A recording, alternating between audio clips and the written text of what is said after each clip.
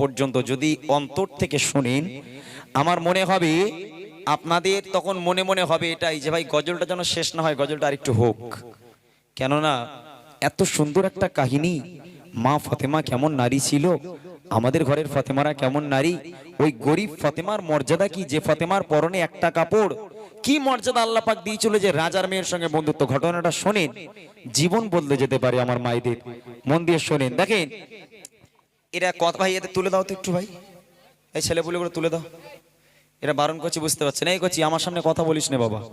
Hello hello hello hello check, আরেকটুখানি দাও, pressure দাও একটু। Hello hello hello hello hello check. দেখেন ইহুদি নারী হলো বেঈমান বেদিন, হালকা একটু বেশ রেখো তো, হালকা একটু বেশ রাখবে। ইহুদি নারী হলো বেঈমান বেদিন, এই বেঈমান বেদিনদের সঙ্গে মুসলিমদের বন্ধুত্ব হয় না। তারপরেও মা ফাতিমার সঙ্গে এক ইহুদি নারীর বন্ধুত্ব হয়েছিল, এমন বন্ধুত্ব একে অপরকে না দেখে থাকতে পারতো না, একে অপরের সঙ্গে কথা না বলে থাকতে পারতো না। তাহলে সমস্যা কি? সমস্যা হলো যে ইহুদি নারী সে হলো রাজার মেয়ে, আর আম্মাজান ফাতেমা হলো গরিব ঘরের মেয়ে, যে ফাতেমার 2 দিন হয়ে যায় 4 দিন হয়ে যায় খাওয়া হয় না, পরনে একটা মাত্র কাপড়, তাও ছেঁড়া কাপড়, ময়লা কাপড়, তাবলি মারা কাপড়। এরকম গরিব ফাতেমার সঙ্গে রাজার মেয়ের বন্ধুত্ব। তাহলে ঘটনা কি? ঘটনা হলো রাজার মেয়ের বিয়ে ঠিক হয়ে গেল, মানে ইহুদি নারীর বিয়ে ঠিক হলো। ওই রাজা গিয়ে সারা শহরে সারা নগরে সব রাজার মেয়েদের দাওয়াত দিল। দাওয়াত দিয়ে এসে যখন বাড়িতে এলো, ইহুদি নারী জিজ্ঞেস করছে, আব্বা সবাইকে দাওয়াত করেছো?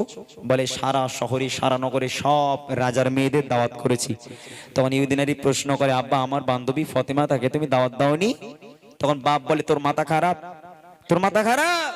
ওই গরিব ভিখারি ফকিরিনী ফাতেমা, যে ফাতেমার পরনে একটা মাত্র কাপড়, যে ফাতেমার খাওয়া হয় না, পেটে পাথর বেঁধে রাখে, ওই গরিব ফাতেমাকে দাওয়াত দিয়ে আমি আমার রাজপ্রাসাদে আনবো তোর বিয়ে খাবার জন্য?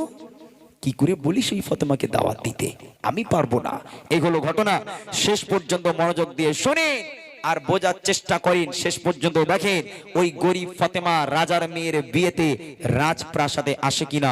শেষ পর্যন্ত যদি মন থেকে শুনতে পারেন, ইনশাআল্লাহ তাআলা এই গজলে আপনাদের জীবন বদলে যেতে পারে। মা ফাতেমা কেমন নারী ছিল, কবি লিখছে ছন্দের মাধ্যমে, দেখেন। এক ইহুদি নারী ছিল, যার বন্ধু ছিল মা ফাতেমা, ভালোবাসা মায়া মমতা ছিল তাদের অনুপ্রেরণা, ছিল তাদের অনুপ্রেরণা। এক ইহুদি নারী ছিল, যার বন্ধু ছিল মা ফাতেমা, ভালোবাসা মায়া মমতা ছিল তাদের অনুপ্রেরণা, ছিল তাদের অনুপ্রেরণা। একে অপরের চিন্তা ভাবনায়, একে অপরের চিন্তা ভাবনায় কথা মায়ারি বর্ণনা, ভালোবাসা মায়া মমতায় ছিল তাদের অনুপ্রেরণা, ছিল তাদের অনুপ্রেরণা। এক তারিখে ইহুদি মেয়ে, এক তারিখে ইহুদি মেয়ে বিয়ে হবে দিন ঠিক হলো। মেয়ের পিতা একে একে সব প্রিয়জনেদের দাওয়াত দিল। এক তারিখে ইহুদি মেয়ে বিয়ে হবে দিন ঠিক হলো। মেয়ের পিতা একে একে সব প্রিয়জনেদের দাওয়াত দিল, প্রিয়জনেদের দাওয়াত দিল। মেয়ে বলে দাওয়াত দিয়ে এসো, মেয়ে বলে দাওয়াত দিয়ে এসো, আমার বান্ধবী ফাতেমা না এলে সে আমার বাড়ি বিয়ে আমি করব না, বিয়ে আমি করব না।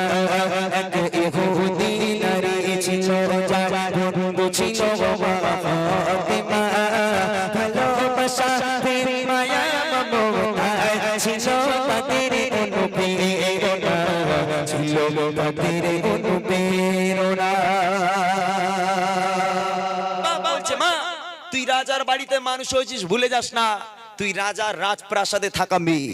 তুই নিজে বল, তোর বিয়েতে আসবে তোর বাড়িতে সব রাজার মেয়ে, ওই রাজার মেয়েদের মধ্যে যদি গরিব ফকিরিনী ভিখারিনী ফাতেমা, যে ফাতেমার খাওয়া হয় না, পরনে একটা মাত্র কাপড়, তাও ময়লা কাপড়, ছেঁড়া কাপড়, ওই ফাতেমা যদি আমার রাজপ্রাসাদে আসে, আমার বাড়ির মান থাকবে? কি করে বলিস ওই ফাতেমাকে দাওয়াত দিতে?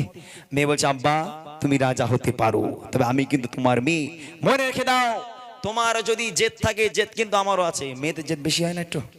এখানে বললে ওসব ফুলে ফেপে মোটা হয়ে যাবে, কোন বলার দরকার নেই। তা মেয়েদের জেদ এমনি একটু বেশি হয়। তো বাপকে বলছে, আব্বা ফাতেমা হচ্ছে আমার বেস্ট ফ্রেন্ড, ফাতেমা হলো আমার সবচেয়ে ভালো বন্ধু, যদি আমার বিয়েতে ফাতেমা না আসে, বিয়ে আমি করবো না, তোমার কি করার আছে তুমি করে নাও।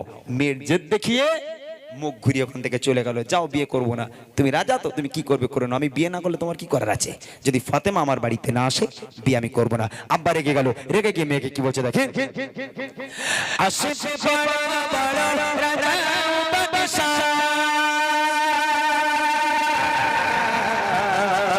আসছে বড় বড় রাজা বাদশাহ, তোমার বিয়েতে আমার বাড়ি গরিব ফাতেমা ছেড়া জানা আছে কি তার কোনো নতুন শাড়ি।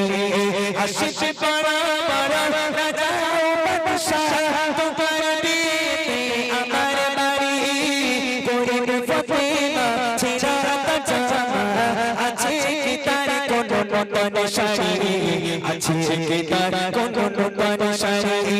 বাড়ির সম্মান হবে যে যাবে না, বাড়ির সম্মান হবে যে যাবে না, আসলে গরিব ওই ফাতেমা, শোনো হবে তোমার প্রস্তাব, মেনে নিতে আমি পারবো না, মেনে নিতে আমি পারবো না। ইহুদি নারী ছিল যারা বন্ধু ছিল বাবা ফাতেমা, ভালোবাসা মায়া মমতা ছিল তাদের অনুপ্রেরণা, ছিল তাদের অনুপ্রেরণা।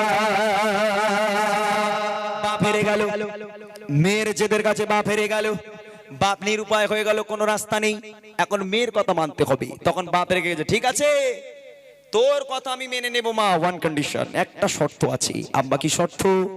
আমার বাড়িতে আসবে সব রাজার মেয়ে, তোর বান্ধবী ওই ফকিরিনী ভিখারিনী ফাতেমাকে বল, আজকের ও যদি রাজার মেয়েদের মতো দামি দামি পোশাক পরে, নূতন পোশাক পরে যদি আমার রাজপ্রাসাদে আসতে পারে তাহলে এন্ট্রি আছে।